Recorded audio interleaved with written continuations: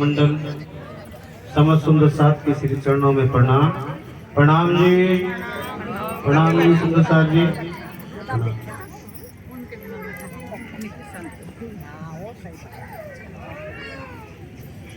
चिदादित्यं किशोरांगं वरधामनि विराजितं स्वरूपं सच्चिदानंदनं निर्विकार सनातनम् अवं विदित्वा परमात्मा रूपं गुहासं निष्कलंकं मदतीन् समक्षाक्षि सद्सद्विहंगं प्रियाति शुद्धं परमात्मा रूपम् वेदामहं पुरुषमहं आदित्य वर्णं तमस्य प्रताप तमेव विदित्य मृत्युमेति नाना पंथते विद्वते अनाथ नाना पंथते विद्वते अनाथ सदा महामति दाहिने सन्मुख सुंदर साथ नाम लेत छत्रसाल का तो सिद्ध होत सबका।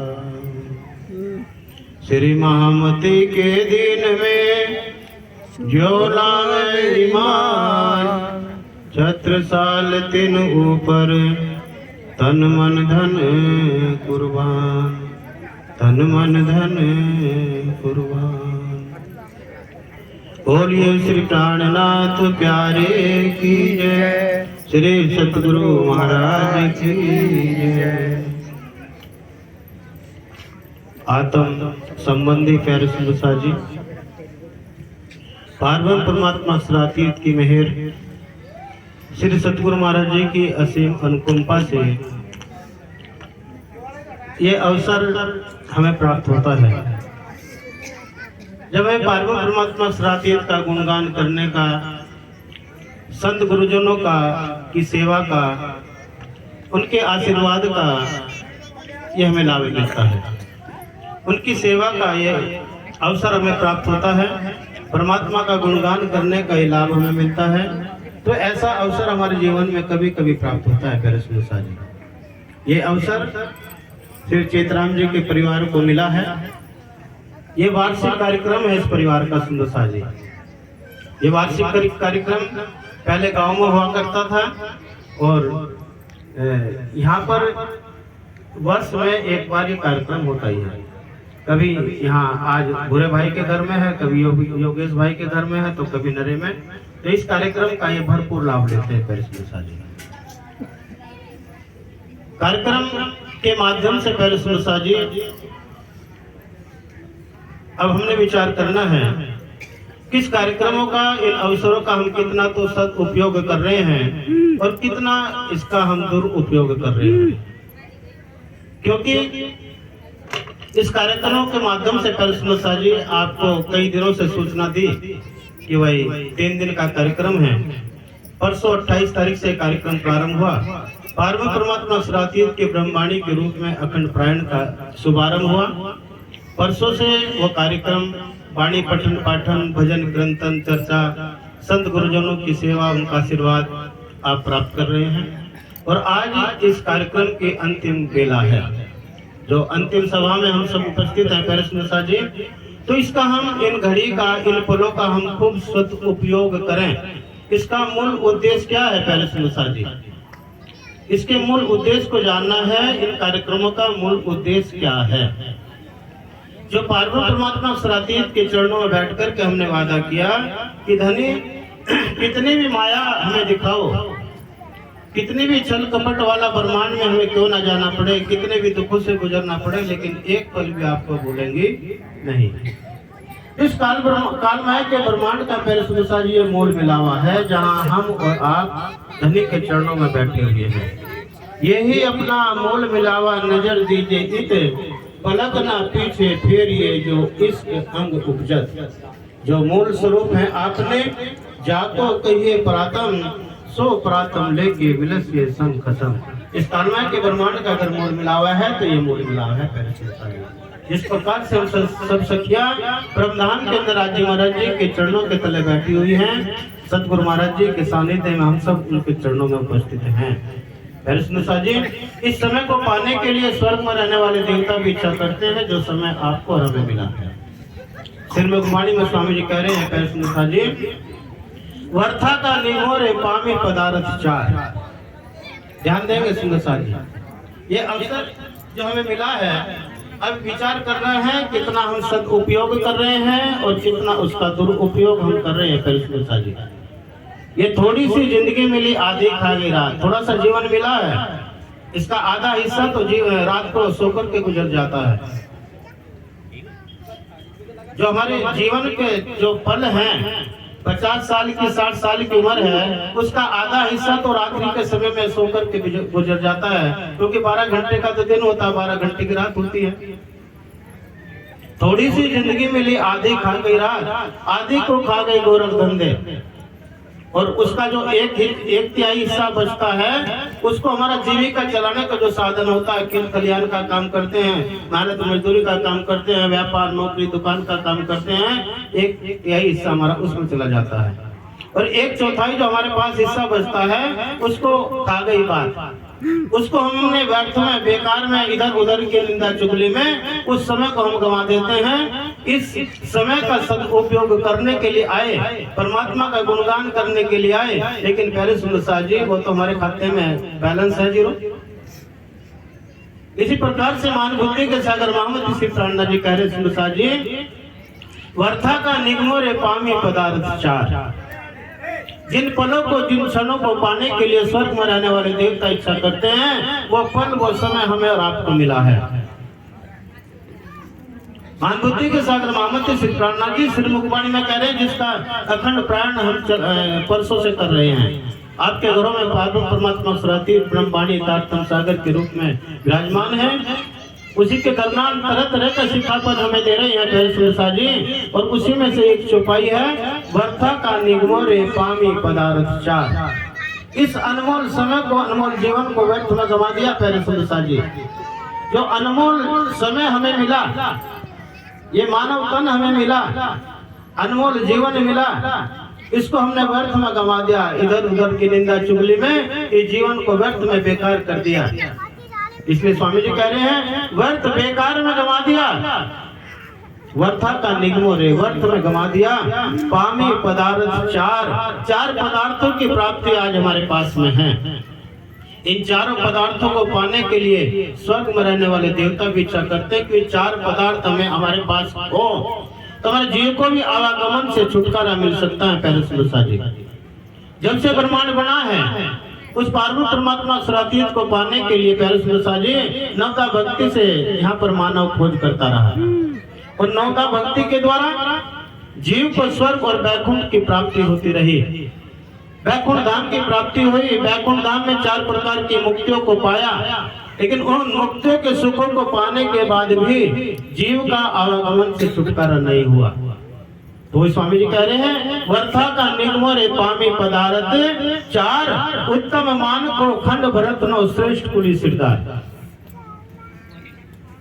ये जीवन का मूल उद्देश्य क्या है? ये जीवन किस लिए मिला है? केवल परिवार का पालन पोषण करने के लिए, बच्चा पैदा करने के लिए, ब्याह शादी करने के लिए नहीं मिला पैरसनुसा जी। इसका और भी उद्देश्य है। इस मानव तन में वह सार्थक है। अपने मानव तन को हम सार्थक बना सकते हैं अगर हमें परम तत्व की प्राप्ति हो जाए। वो 84 लाख योनियों के जीवों के पास नहीं है जो आपके पास में है, जो मानव तन में है। इसलिए कहा उत्तम मानव हो। इन 4 पदार्थों में उत्तम पदार्थ जो बताया है ये मानव तन बताया है पैरसनुसा जी। 84 लाख योनियां हैं जो जीव को भोगना पड़ती है कर्मों के अनुसार। कर्मों के अनुसार पैरसनुसा जी हमें मालूम नहीं है कितनी बार हमें ये मानव तन मिला होगा। जब से ब्रह्मांड बना कितनी बार तो मानव तन में हम आए होंगे, कितनी बार 84 लाख योनियों को भोगा होगा। गधे सुअर कुत्ते बिल्ली की योनियों में कितनी बार गए होंगे ये हमें ज्ञान नहीं है, लेकिन आज फिर से अवसर प्राप्त हुआ है। 84 लाख योनियों में पैरसनुसा जी कर्मों के अनुसार जीव भटकता है उनमें एक योनि है मानव तन। संतों ने इन 84 लाख योनियों का खूब ब्यौरा दिया है, खूब इनको एक एक योनि के बारे में समझाया है। वे योनि कौन सी है, किस प्रकार से जीव को भोगना पड़ता है।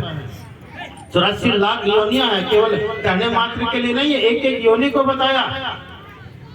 20 फिर नवारी च रोद कीट 10 पक्ष 30 चतुर्दश 4 नर ये 84 लाख।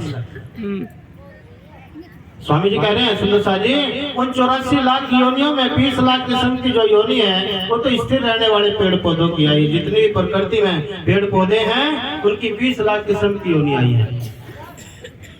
9 लाख किस्म की जो योनि है जल में रहने वाले जीव जंतु की आई है। 11 लाख किस्म की योनि कीट पतंगों की आई है सुंदर साह जी। और 10 लाख किस्म की जो योनि है 2 पंख से उड़ने वाले पक्षियों की आई है। 20 फिर नवारिचर रोद कीट 10 पक्ष 30 चतुर्दश 30 लाख किस्म की जो योनि है 4 पैर चलने वाले पशु और जानवरों की आई है। ये 84 लाख और 84 लाख योनियों में केवल मानव तन है। अब इसको सार्थक बनाने के लिए पहले सुंदर साह जी, इसका मूल उद्देश्य क्या है।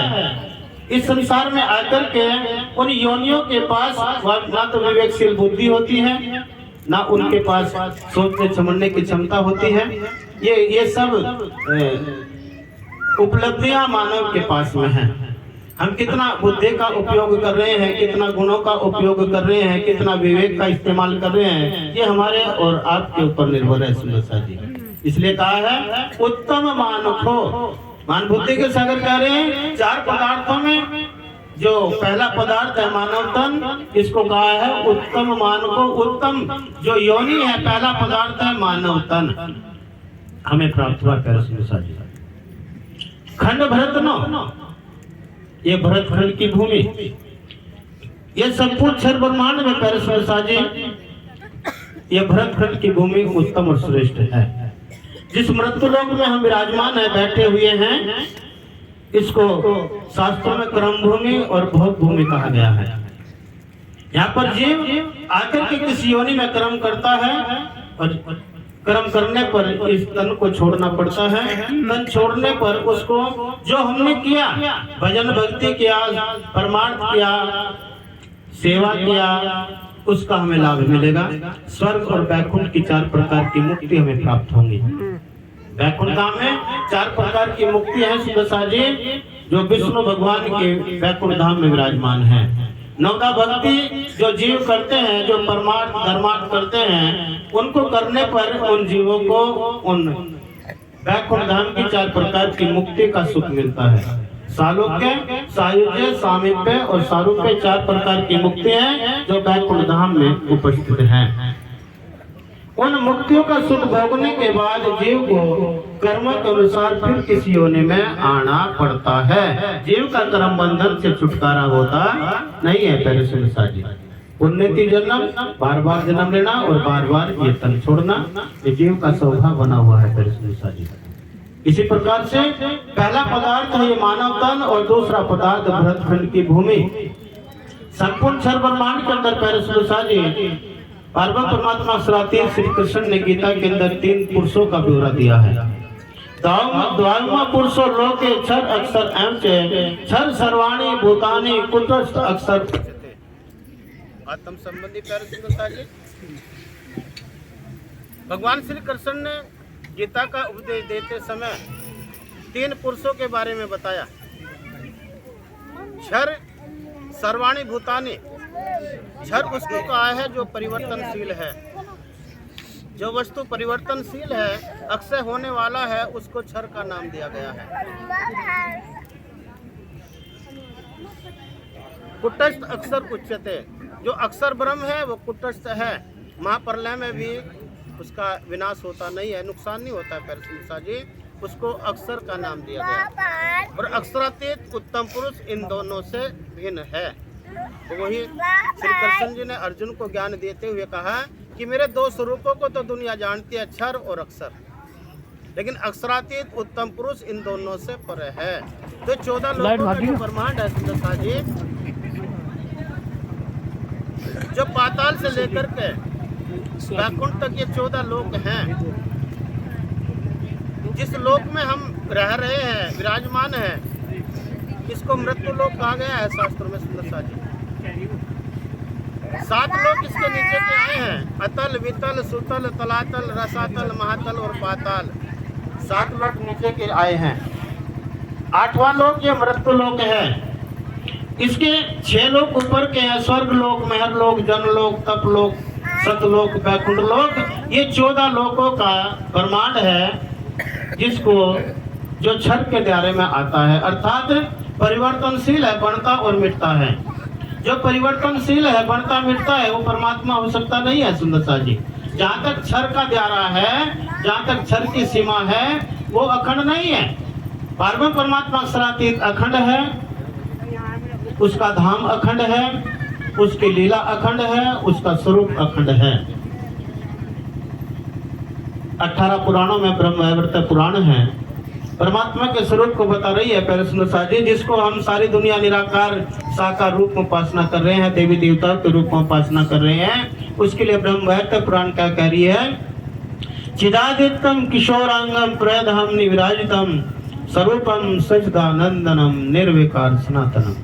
वो पारब्रह्म परमात्मा अक्षरातीत सत्य चित आनंद से परिपूर्ण है, चिदघन स्वरूप है, परम धाम में वो विराजमान है, अखंड अनंत अद्वैत उसकी लीलाएं हैं। ऋग्वेद कह रहा है अमर विदित परमात्मा रूपम वास्तव निष्कलंक मद 3 समक साक्षी सत्सद विहंगम प्रयाति शुद्धम परमात्मा रूपम।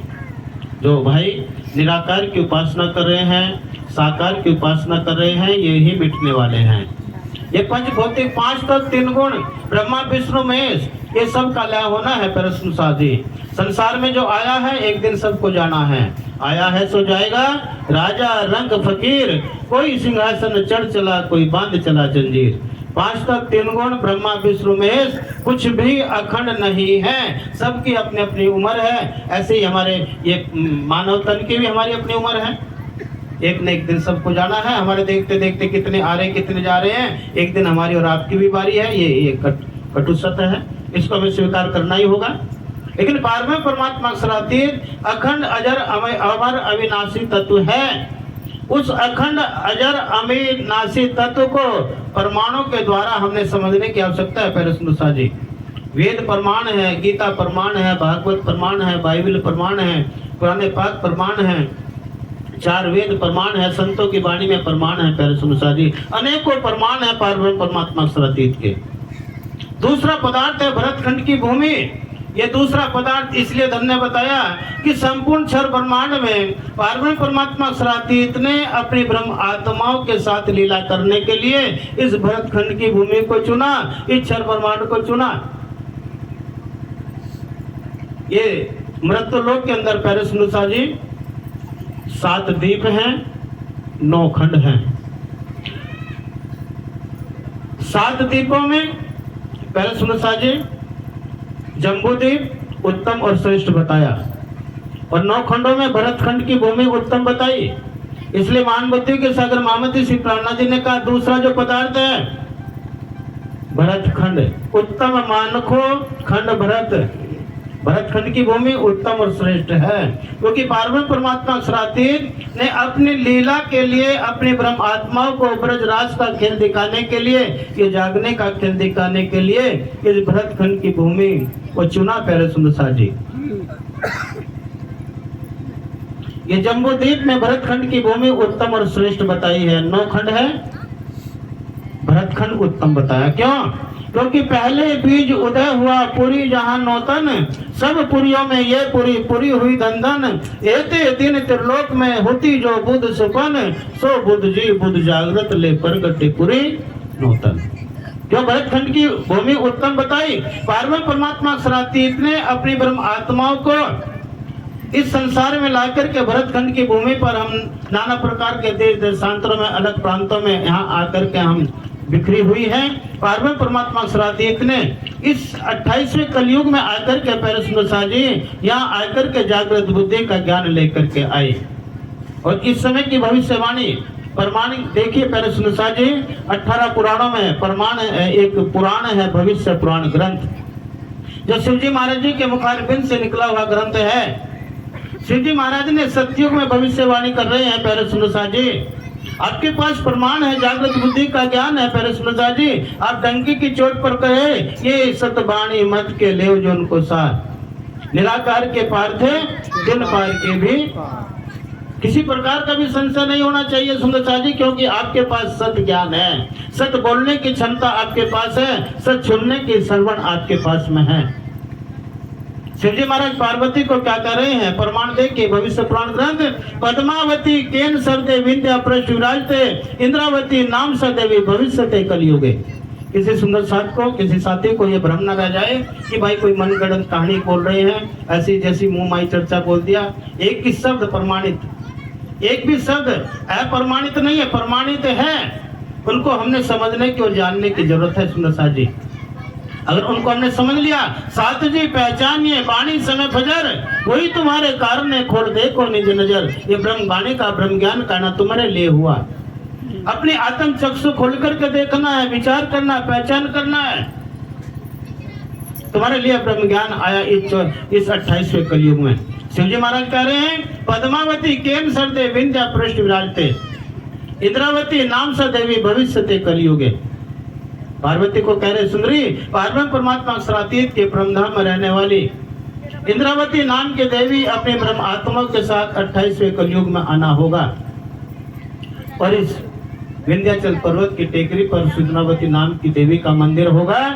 और इंद्रावती नाम की देवी अपनी ब्रह्म आत्माओं को तो निज घर की पहचान कराएंगी, ब्रह्मधाम की पहचान कराएंगी, निज स्वरूप की पहचान कराएंगे, पार्वती परमात्मा अक्षरातीत के स्वरूप की पहचान कराएंगी और जीवों को आवागमन से छुटकारा देंगी।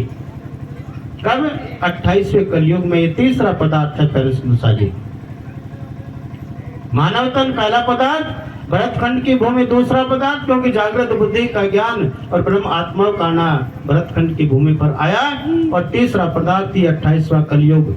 ऐसे ये तीन ब्रह्मांड हुए हैं, अब ऐसा हुआ न हो सी कब, इन तीनों में ब्रह्म लीला भई, ब्रज रासुर जागनी कही। ऐसा ब्रह्मांड ना तो 28वां कलयुग पहले कभी आया और ना तो कभी आएगा, क्योंकि पार्वती परमात्मा अक्षरातीत ब्रह्म ज्ञान काना इसी 28वें कलयुग में है। जिसके लिए महर्षि वाल्मीकि त्रेता युग में भविष्यवाणी कर रहे हैं रामचरितमानस के माध्यम से, कलयुग केवल नाम आधारा और सुमर सुमर नर उतरे ही। 28 ये कलयुग की अनेक विशेषताएं हैं। पार्वती परमात्मा अक्षरातीत के नाम का श्रवण करने पर जीव भवसागर से पार होगा। ये भविष्यवाणी महर्षि वाल्मीकि त्रेता युग में कर रहे हैं पेरिस जी। अब विचार कीजिए, कल्पना कीजिए, उससे पहले सतयुग आया। सतयुग में भी भजन करने वालों ने भजन किया, उनके नामों का वर्णन है। प्रहलाद, युधिष्ठिर, वसुदेव, राजा बलि, रुकामन, हरिचंद, इन्होंने अनेकों साधना करने पर सत्य, सत और धर्म की राह पर चले और पेरिस जी क्या मिला? वैकुंठ के 4 प्रकार की मुक्तियों का सुख मिला। स्वामी जी कह रहे हैं, प्रहलाद, युधिष्ठिर, वासुदेव, राजा बलि, रुकामन, हरिचंद, सगाल दधीची मोरधर कसने कर छूटे या फंद। अनेकों प्रकार की कसनी किया इस समय को पाने के लिए जो समय हमारे और आपके पास में है। इसी प्रकार से पेरिस जी ये 28वां कलयुग इसलिए धन्य है क्योंकि पार्वती परमात्मा अक्षरातीत अपने ब्रह्म आत्मा के साथ इस 28वें कलयुग में उनका आना हुआ, आए और वो नाम लेकर के आए जिस नाम की भविष्यवाणी महर्षि वाल्मीकि त्रेता युग में कर रहे हैं। कौन सा नाम आया? निज नाम सोई जाहिर हुआ, जाकी सब दुनिया रहा देखत। 28वें कलयुग में पार्वती परमात्मा अक्षरातीत स्वयं इस 28वें कलयुग में आकर के श्याम जी के मंदिर में अपनी पहचान अपनी आनंद स्वरूप श्यामा महारानी को कराया। देवचंद जी महाराज जी के तन में आनंद स्वरूप श्यामा महारानी के स्वरूप की पहचान पार्वती परमात्मा अक्षरातीत ने श्याम जी के मंदिर में कराया। और पहचान करने के बाद उनको अपने नाम से पहचान कराया। मेरा नाम जो है वो श्री कृष्ण है, लेकिन अनादि और अक्षरातीत हूँ। संसार का रहने वाला कृष्ण नहीं हूँ, वैकुंठ धाम का रहने वाला कृष्ण मैं नहीं हूँ, ना योग माया के ब्रह्मांड का रहने वाला कृष्ण हूँ, ना तो गोलोक धाम का रहने वाला कृष्ण हूँ। अनादि हूँ, ना तो मेरा कोई आदि है और ना मेरा कोई अंत है। अखंड ब्रह्म धाम में मैं विराजमान हूँ। अपने स्वरूप की पहचान कराई। स्वामी जी कह रहे आप पहचान कराई आपने, लई अपने पास जगाई जी, बड़ी बड़ाई आपकी लई इंद्रावती कंठ लगाई जी। आपने मुझे अपनी अंगना जान कर के मेरे धाम दूल्हा अपने हृदय से लगा लिया। आपने इतना उपकार हमारे ऊपर किया प्यारे सुंदर शाह जी। ये तीसरा पदार्थ हमें प्राप्त हुआ।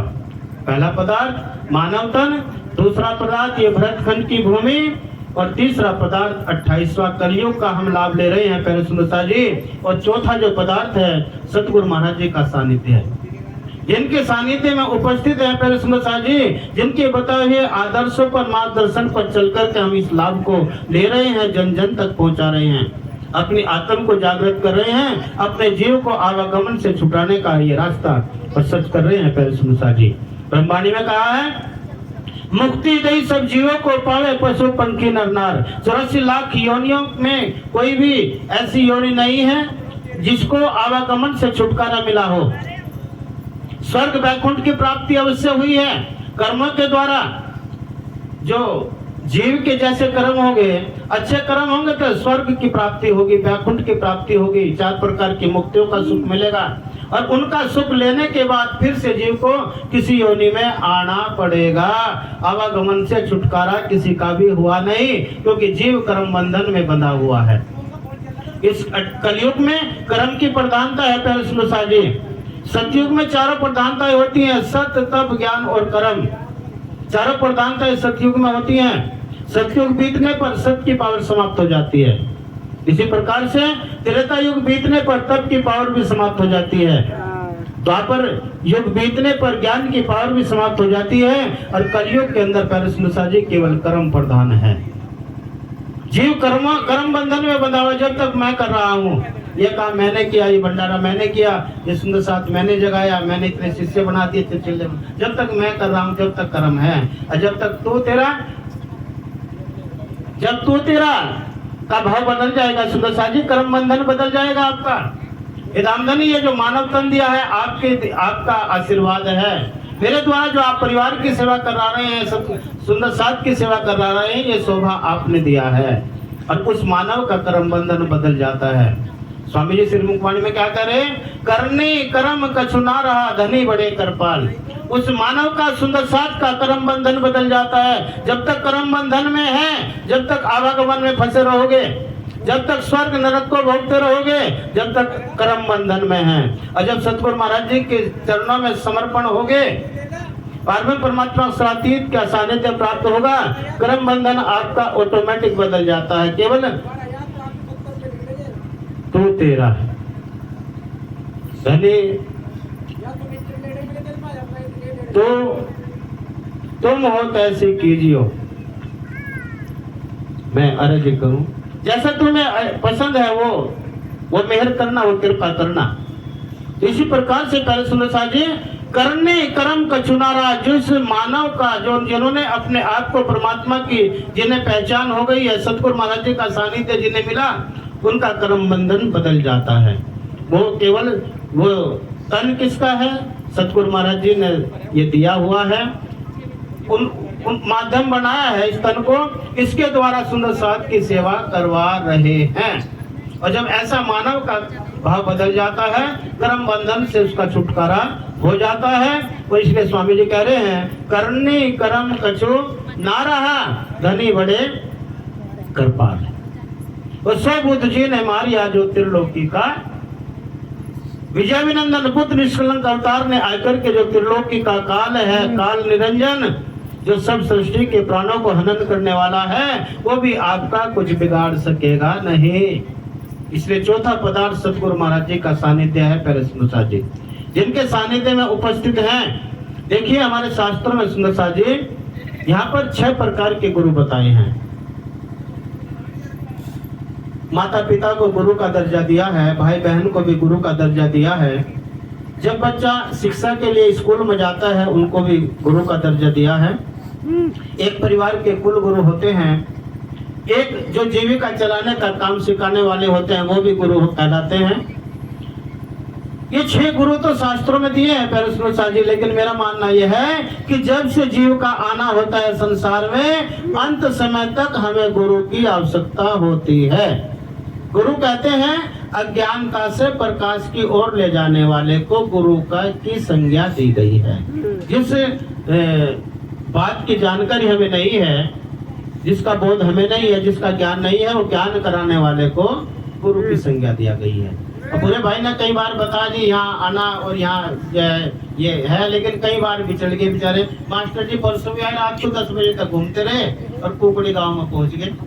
वे बेचारे फिर आए और कल फिर आए, कह रहे जी वो बताया था बुरे भाई ने, बस दूसरी सड़क को निकल गया। तो इसी प्रकार से जो रास्ता बताने वाले को गुरु की संज्ञा दिया गया है, जो आपको सही मार्ग दे, अज्ञानता से निकाल करके ज्ञान की ओर लेकर के जाए, उसको गुरु की संज्ञा दिया गया है। गुरु के द्वारा अच्छा ज्ञान मिलेगा, अच्छा रास्ता प्रशस्त होगा, जीवन जीने की कला आपको मिलेगी।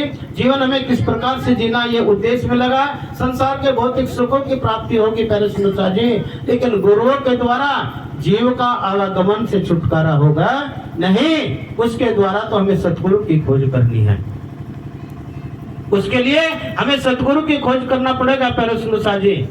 इसलिए स्वामी जी श्री मुखवाणी में कह रहे पहले सुनता जी, खोज बड़ी संसार साधो, खोज बड़ी संसार, खोजत खोजत सतगुरु पाइए, सतगुरु संग करता है। गुरु का काम है ज्ञान देना, उनके बताए हुए आदर्शों पर हमें चलना, लेकिन हमारे आवागमन से छुटकारा हमें कौन दिला सकता है? उसके लिए तो हमें सतगुरु को खोज करना पड़ेगा। श्री मुखवाणी में स्वामी जी कह रहे हैं, खोज बड़ी संसार रे साधो, खोज बड़ी संसार। खोज का बड़ा महत्व है। संसार में आकर के कितना भी खोज कीजिए, आध्यात्मिकता की कितनी भी खोज कीजिए, उतना ही कम है। और खोजत सतगुरु पाइए। खोजने पर अगर सतगुरु मिल गए तो ये सौदा काफी सस्ता है सुंदरता जी।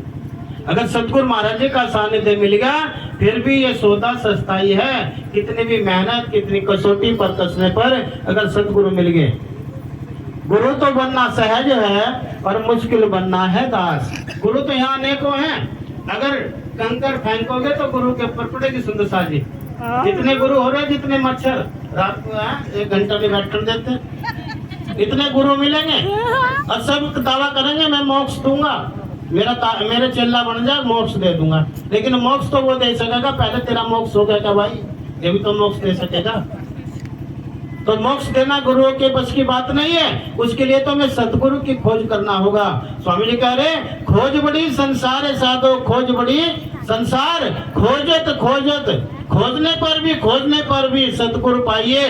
अगर सतगुरु मिल गए, क्योंकि सतगुरु संग करता है। वो पारब्रह्म परमात्मा सरातीर सतगुरु महाराज जी के स्वरूप में हमें नजर आएंगे। उस परमात्मा की पहचान, पारब्रह्म परमात्मा सरातीर की पहचान सतगुरु महाराज जी के द्वारा होगी प्यारे स्मृता जी। क्यों?